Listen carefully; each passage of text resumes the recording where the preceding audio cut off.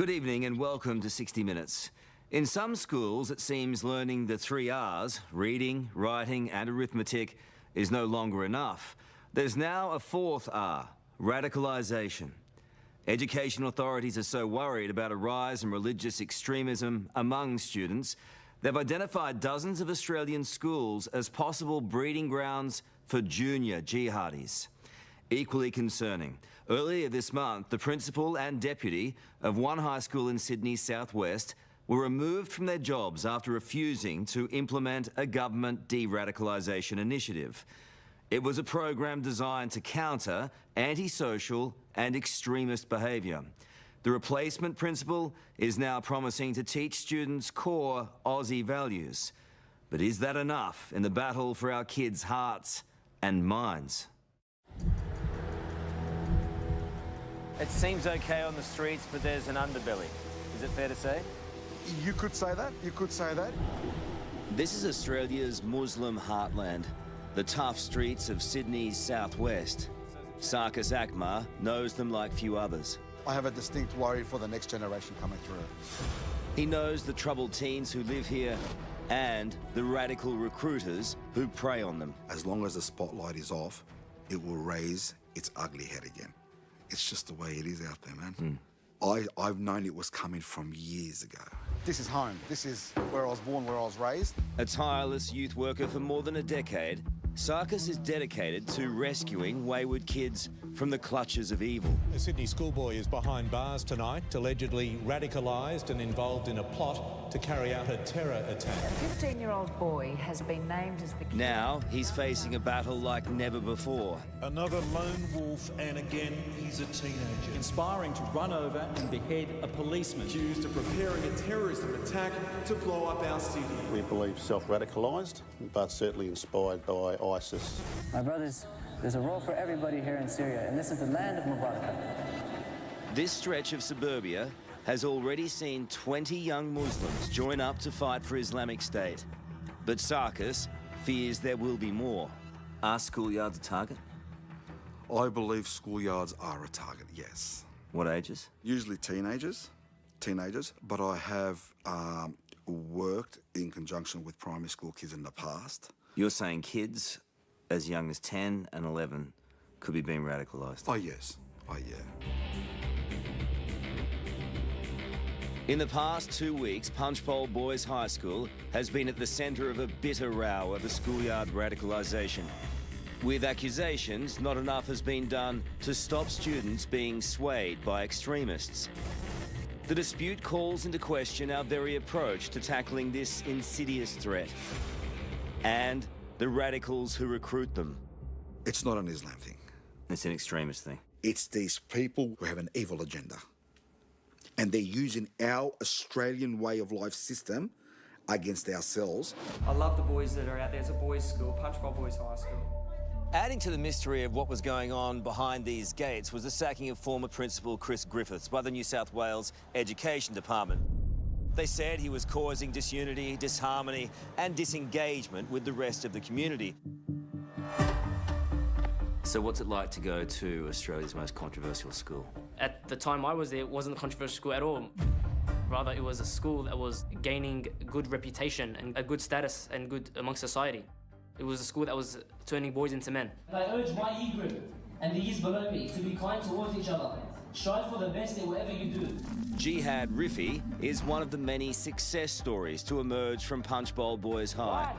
1, 2, 3, yeah! He spent 6 years at the school before graduating as vice captain under Chris Griffiths in 2015. We call ourselves the Punchbowl family. By the end of year 12, you're very friends with everyone. Everyone's your brother at the end of the day. Those in your year and those in the years below you. So and then there's that great sense of brotherhood there. When Jihad was in his final year, he learned his principal had converted to the Islamic faith. But he believes Chris Griffith's dismissal has more to do with his management style than his Muslim beliefs. It had nothing to do with the religion at all. Nothing to do with his personal conversion to Islam. But rather, it was just his... he had just a different methodology in how he wanted to run the school. One of the criticisms of Chris Griffiths was that he didn't shake hands with women. From the outside, that can look disrespectful? It could look disrespectful, but I think it's just a matter of what you perceive as respect. There's this whole big spin on, why don't you follow the Australian way and shake hands with women? Well, part of the Australian way is also to have the freedom of religion. And part of my beliefs is that show respect for women is to not shake their hand. And so I like to act upon that. Did he allow women to be part of school events? Yes, definitely. To be part of school functions? Yes. To be part of daily life? Yes, all the women were there. All the women were taking part, and Chris Griffiths was the principal at that time. Can I just compliment you, firstly, on the food, and thank you for having me in your house, and secondly, on your wonderful shirt. Thank you. It's magnificent. Well, I do what is actually specifically for you. Yeah. Jihad's parents, respected Muslim community leader Dr. Jamal Rifi and wife Lana, admit they were initially concerned about sending their son to Punchbowl Boys High. Every mum worries about their kids. For you going to that school initially, you had some minor concerns? Yes, I had a lot of concerns. I was worried. It didn't have a very good reputation. But they let Jihad attend the school because it was trying to integrate with the wider community, something Chris Griffiths is accused of changing when he became principal 18 months ago. Do you think Chris Griffiths got it wrong in closing the school off a little bit to the community? Absolutely. Absolutely. What we had before, it was a winning formula. Why do you want to change a winning formula? We did not pass a judgment, but we sat there, we watched, and definitely he fell on his sword. But when it comes to anti-radicalisation programs, Jihad Rifi believes Chris Griffiths was right to reject them because he says they actually play into the hands of the radical recruiters. I think it stemmed from rather him wanting to shield the boys and protect them from the spotlight, basically. I mean, we're a majority Muslim school. All the boys are Muslim, and religion is something very important to us. But if you've got nothing to hide, then what's the problem with the de-radicalisation program? It alienates us. Are you already assuming we are radicalised? Are you already assuming that? So do we need a de-radicalisation program? I mean... People are going to say, hang on a second, toughen up, lads. The extremists aren't going to come from any other religion at the moment, and they're going to come from schools like that. No, it won't be schools like mine at all, because I was there and I've experienced it. So you believe the current policy is more likely to radicalise than de-radicalise? It's not likely to radicalise, it's likely to aid in radicalisation. I mean, when there's no support from the outside, you seek support from the inside, and that's where you find it. In England, schoolyard radicalisation has been an escalating issue. Teacher and Imam Hafiz Rahman knows what it's like to work with at-risk students.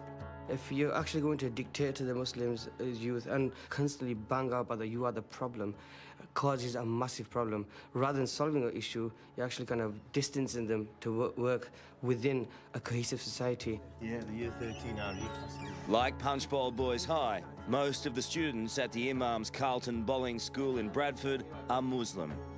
3 years ago, the school was put on the UK's special measures list for not doing enough to prevent extremism. The need to intervene was extremely important, in my opinion. We did not want to see another family actually moving over to Syria and conflict zone. So these kind of scenarios become problematic for everybody. The Imam believes government and police anti-radicalisation programs often do more harm than good, so the school implemented its own.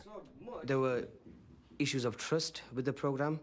There was issues of alienating full communities based on their religion and beliefs, and it was a very top-down approach.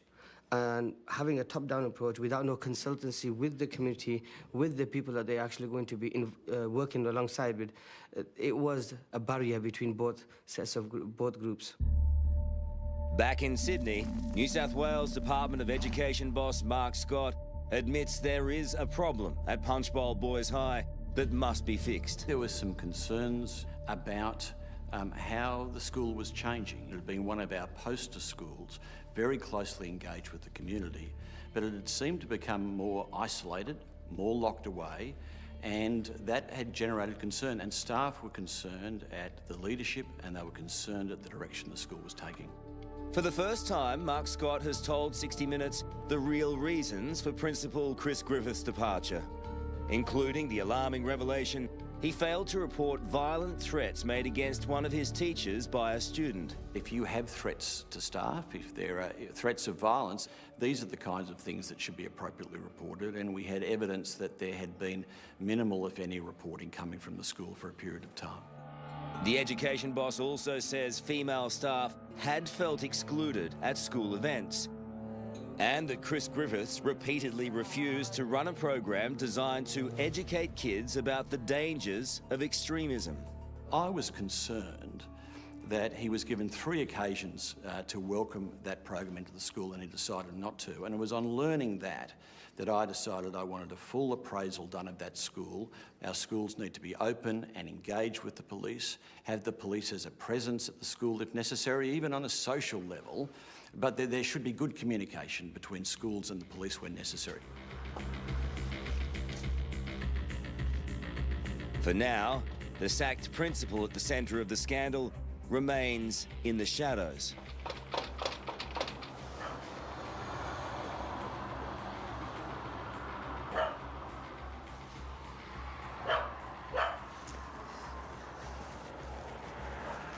While Mr. Griffiths continues his seclusion and silence at his Sydney home, I caught up with the new principal of Punchbowl Boys High School and levelled the accusations made against his school to him. Is it a breeding ground for young jihadis, they say? Nowhere near it. Nowhere near No evidence? No Not evidence happening. at all. I haven't seen it. I've only been there for 2 weeks, but none. Robert Petruno is standing steadfastly by his school. There is any reputation of What do you say to people who say that about your school? What do I say? Punchbowl is a fantastic school, so enroll your boy there. You're going to get the school more involved in the community, though, now? You're going to start to try and rebuild those relationships? I don't think it's about rebuilding, it's about consolidating. As any school community does, we always look at consolidating and building on the successful programs within the school, and that's what I'll try and do. Have mistakes been made? Do you concede that? I haven't seen any at this stage. Did you ever see any evidence of radicalisation around the school? Oh, no. I don't know. No, not at all. Not at all. Would you know, respectfully? Yes, I definitely would know, because I was the vice captain. And not only was I very close with the people in my year, I was very close with the people in younger years, and still am. I learnt my religion there. I went to every single Friday prayer group. There was nothing out of the ordinary. It wasn't like, it was just a normal school, I guess. That's it. The stakes have never been higher. Youth worker Sarkis Akmar warns that when it comes to extremism, our lives are quite literally on the line. What if there isn't a de-radicalisation program in a high school? What happens? We're going to face atrocities that we thought would never be in our everyday on Australian soil. I'm not fear-mongering, I'm not scaring, but I'm talking about this small percentage has a very large percentage impact. If the Muslim community wants to stop kids being radicalised, can they do it? When someone asks me, can the Muslims stop it? Why can't we stop it? When I say we, my Muslim brothers and sisters, my Hindu brothers and sisters, my Buddhists, we are Australian. Let's go forward and do it. As for Jihad Rifi, he prays people will one day see the students at Punchbowl Boys High the same way he does, as good Muslims and good Australians. There are some who say you should be Australian first and Muslim second. Well, what is Australia? I mean, what makes Australia great? It's that diversity and multiculturalism. It's that when you go up the road, you can choose from a Thai shop, you can choose from you can get chicken, you can get a kebab, you can get shawarma. It's all different. That's what makes Australia great. What would you say to people who make judgments on Punchbowl Boys High School? Maybe try and get to understand the boys. I mean, maybe just hear their stories. Maybe hear their grievances. Because if they've got no one to turn to, then who are they going to turn to? I think we know the answer. For more of education boss Mark Scott's interview, go to Extra Minutes.